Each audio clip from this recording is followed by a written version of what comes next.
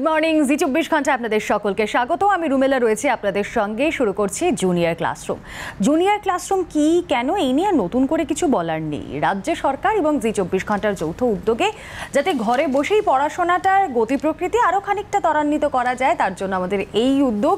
কারণ লকডাউন ফেজে স্কুল বন্ধ, কোচিং বন্ধ, বাড়িতে পড়াশোনা করতে হচ্ছে এবং বাড়িতে পড়াশোনা করতে গেলে একটু পজিটিভিটি যদি ছড়িয়ে দেওয়া না যায়, একটু মোটিভেশন যদি না দেওয়া যায়, তাহলে বোধহয় সম্ভব হয় না। আমাদের জুনিয়র ক্লাসরুমের উদ্যোগ কিন্তু ঠিক সেই কারণে, এবং এখানে হাতে কলমে শিক্ষা দেওয়া হয়। প্রত্যেক দিন বিভিন্ন ক্লাসের বিভিন্ন সাবজেক্ট নিয়ে আমরা আলোচনা করি, আজও তার অন্যথা নয়। এবং কি সাবজেক্ট নিয়ে আজ পড়াশোনা হবে তাতে আসবো। তবে এই জুনিয়র ক্লাসরুম শুধুমাত্র কিন্তু আমি কিংবা টেলিভিশনের ঠিক ওপারে যারা রয়েছে অর্থাৎ পড়ুয়ারা, ছাত্রছাত্রীরা, শুধু তারাই নয়, এই জুনিয়র ক্লাসরুমে উপস্থিত থাকেন শিক্ষক শিক্ষিকারা। আজ আমাদের সঙ্গে রয়েছেন জহর কালী চ্যাটার্জি, নরেন্দ্রপুর রামকৃষ্ণ মিশন বিদ্যালয়ের স্যার আপনাকে স্বাগত জানাবো আমাদের এই অনুষ্ঠানে।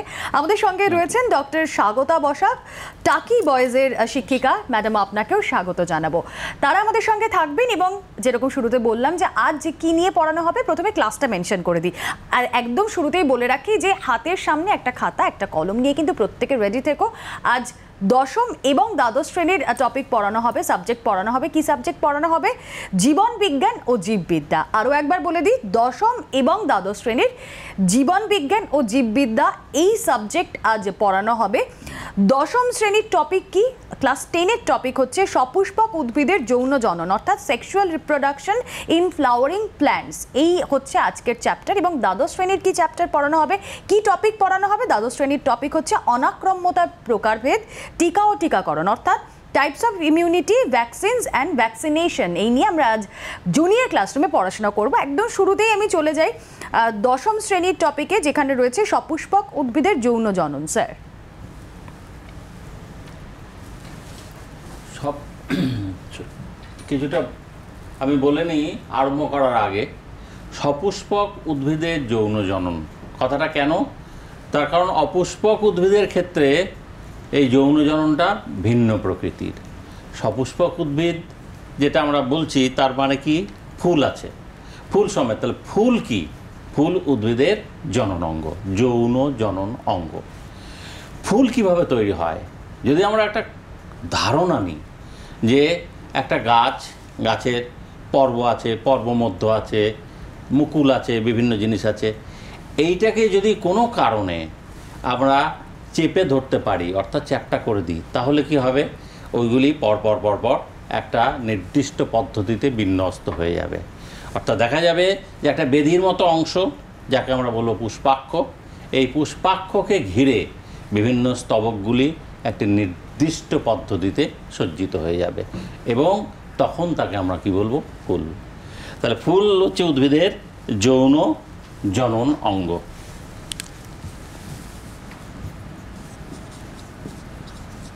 যৌন জনন অঙ্গ, এবং সেই জন্যই বলা হয় যে ফুল একটি পরিবর্তিত বিটপ। পরিবর্তিত বিটপ। কেন পরিবর্তিত বিটপ বললাম? এটা বোঝা গেল যে পরিবর্তিত বিটপ অর্থাৎ একটা যে কাণ্ড, পর্বমধ্য, মুকুল, এইগুলো সমস্ত থাকে, এগুলি একত্রীভূত হয়ে একটা কম্প্যাক্ট স্ট্রাকচার, অর্থাৎ একটা নির্দিষ্ট যে আয়তন নেয় সেটাকে বা আকার নেয়, সেটাকেই বলে ফুল। এই জন্য ফুল একটি পরিবর্তিত বিটপ। এইবার আমরা দেখব যে ফুলের একটি আদর্শ ফুল বলতে কি বুঝি, অর্থাৎ একটা আদর্শ ফুলের কি কি অংশ আছে। প্রথমেই বললাম যে একটা প্ল্যাটফর্মের মতো অংশ, অর্থাৎ একটা বেদির মতো অংশ থাকে। এই বেদির মতো অংশকে বলা হয় পুষ্পাক্ষ। এই পুষ্পাক্ষর উপরে বিভিন্ন স্তবকগুলি একটি নির্দিষ্ট পদ্ধতিতে এরকমভাবে সাজানো থাকে। তাহলে এই স্তবকগুলির মধ্যে কি কি থাকে আমরা দেখব। এইগুলি হচ্ছে স্তবক। তাহলে প্রথমে থাকে পুষ্পাক্ষ, এটা বৃন্ত। বৃন্ত থাকতেও পারে, নাও থাকতে পারে। যদি বৃন্ত থাকে তাকে বলবো সবৃন্তক, যদি বৃন্ত না থাকে তাকে বলবো অবৃন্তক। কিন্তু পুষ্পাক্ষ থাকবে এবং পুষ্পাক্ষকে ঘিরে পুষ্পাক্ষের উপরে নির্দিষ্ট পদ্ধতিতে স্তবকগুলি সজ্জিত থাকবে। স্তবককে কীভাবে স্তবক থাকে তাহলে আমরা দেখে নিই। একটা ফুলের স্তবক কী কী থাকে অংশ। অংশগুলি হলো দুটো ভাগে যদি আমরা ভাগ করি তাহলে একটা দেখা যায় অপরিহার্য স্তবক, আর একটা দেখা যায় আনুষঙ্গিক স্তবক। অপরিহার্য এবং আনুষঙ্গিক। অপরিহার্য কথাটার মধ্যেই রয়েছে যে এইগুলি যৌন জননের জন্য একান্ত প্রয়োজনীয়, এই জন্য অপরিহার্য। কি কি? একটা হচ্ছে পুংস্তবক অর্থাৎ পুংকেশর চক্র, আর এটা হচ্ছে গর্ভকেশর, ইংরেজিতে বলা হয় অ্যান্ড্রোসিয়াম এবং গাইনেসিয়াম। পুংকেশর এবং গর্ভকেশর এগুলি অপরিহার্য। কেন? এখান থেকে এরাই গ্যামেট তৈরি, অর্থাৎ যৌন জননের জন্য প্রয়োজনীয় যে একক তার নাম হচ্ছে গ্যামেট। এই গ্যামেট তৈরির জন্য একান্ত প্রয়োজনীয়, এই জন্য এদের কি বলা হয়? অপরিহার্য স্তবক। আর যেগুলি একে সহায়তা করে, অর্থাৎ বিভিন্নভাবে যাতে করে এই গ্যামেটগুলি মিলিত হতে পারে বা একটি ফুল সুনির্দিষ্টভাবে গঠিত হতে পারে, তাতে সাহায্য করে, সেই জন্য এটাকে বলা হয় আনুষঙ্গিক স্তবক। কি কি আছে? ক্যালিক্স অর্থাৎ বৃতি, আর দল বা দলমণ্ডল। বৃতির ইংরেজি ক্যালিক্স, দলমণ্ডলের ইংরেজি হচ্ছে করোলা। তাহলে চারটি অংশ পেলাম। পুষ্পাক্যের উপরে এই চারটি স্তবক নির্দিষ্ট পদ্ধতিতে বিন্যস্ত থাকে, তাই তো? এই জন্য একটি ফুল এটি হচ্ছে সম্পূর্ণ ফুল। যদি একটি যে কোনো স্তবক অনুপস্থিত থাকে তখন তাকে কি বলবো আমরা? অসম্পূর্ণ ফুল। একলিঙ্গ ফুলগুলি সমস্তই অসম্পূর্ণ। তাহলে অসম্পূর্ণ ফুল কাকে বলে, সম্পূর্ণ ফুল কাকে বলে, এটা বোঝা গেল। এইবার আমরা দেখব এদের কাজগুলো কি। প্রথমে দেখি যে বৃতি, একদম সব বাইরের যে অংশ তাকে বলা হয় বৃতি। সবচেয়ে বাইরের স্তবকের নাম হচ্ছে বৃতি। বৃতির কাজ কি? তাহলে বৃতি ফুলটাকে অর্থাৎ কুড়ি অবস্থায় ঘিরে রাখে। বৃতির এটাকে বৃত্তাংশ বলা হয়। তাহলে যদি বৃতি, ধরো আমার আঙুলটা যদি বৃতি হয়, আঙুলে এই পুরোটাই যদি বৃতি হয় তাহলে আঙুলগুলো হচ্ছে বৃত্তাংশ। অর্থাৎ এইভাবে অনেকগুলি বৃত্তাংশ একত্রে একটা বৃতি গঠন করে। বৃতিটা কীরকম হয়?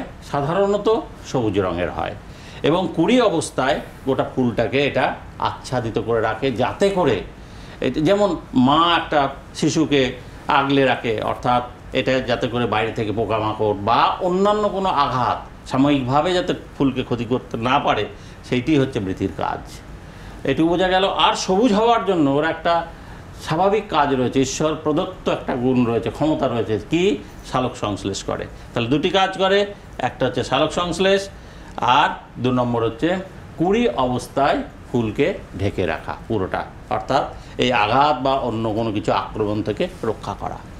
দলমণ্ডল, পরবর্তী স্তবকের নাম দল বা দলমণ্ডল। দলমণ্ডল কেন বলছে?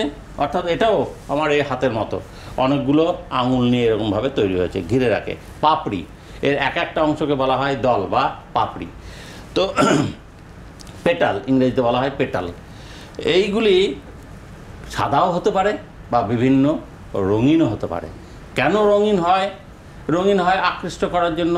তো যে বল না, মৌমাছি মৌমাছি কোথা যাও নাচি নাচি, দাঁড়াও না একবার ভাই, ওই ফুল ফুটে বনে। ওই যে ফুল ফুটেছে, মৌমাছি আকর্ষিত হচ্ছে, এরও কারণ আছে। সেই কারণটি পরে আমাদের এখানে ম্যাডাম রয়েছেন, উনি একটু বলবেন যে যে কী কারণে আকৃষ্ট হয়ে যাচ্ছে। তাহলে পতঙ্গকে আকৃষ্ট করা এই এই এই দলের একটি পাপড়ির একটি প্রধান কাজ। এবং ওই আকর্ষণের সঙ্গে সঙ্গে আরেকটি কাজ করে, যাতে করে ওখানে এসে বিশ্রাম নিতে পারে। অর্থাৎ পথিক, তুমি এখানে কিছুক্ষণ বিশ্রাম করো, আমার একটি ভালো কাজ করে যাও, তারপর তুমি উড়ে যাও, খাও দাও বিশ্রাম করো, এখানে পরাগ যোগ করো, যেটি বলবেন, এই কাজে সাহায্য করে। তাহলে দলমণ্ডলের কাজ কি? রঙিন হওয়ার জন্য পরাগমণ্ডলের সহায়তা, এবং যেগুলি পরাগ যোগ করবে, যে সমস্ত জীব বা প্রাণী, তাদেরকে কিছুক্ষণ সাময়িক আশ্রয় প্রদান করবে। আর আর কার আছে? ভেতরে আছে। এরপর আমরা অপরিহার্য স্তবকে আসব। অপরিহার্য স্তবকের মধ্যে পুংকেশর চক্র। পুংকেশর কথাটির অর্থই এখান থেকেই বোঝা যাচ্ছে। পুং অর্থাৎ এটি হচ্ছে পুরুষ, যেখান থেকে পুরুষ গ্যামেট, পুং গ্যামেট তৈরি হয়, তাকে বলা হয় পুংকেশর। তাহলে পুংকেশরের প্রত্যেকটি পুংকেশর কী কী নিয়ে গঠিত? পুংকেশরের মধ্যে একটি আছে পুংদণ্ড, স্ট্যামেন, এটাকে বলা হয় অ্যান্থার, আর এটা হচ্ছে ফিলামেন্ট। এটা হচ্ছে পুংদণ্ড বলা হয়, ফিলামেন্ট, তাই তো? পুংদণ্ড। পুংদণ্ড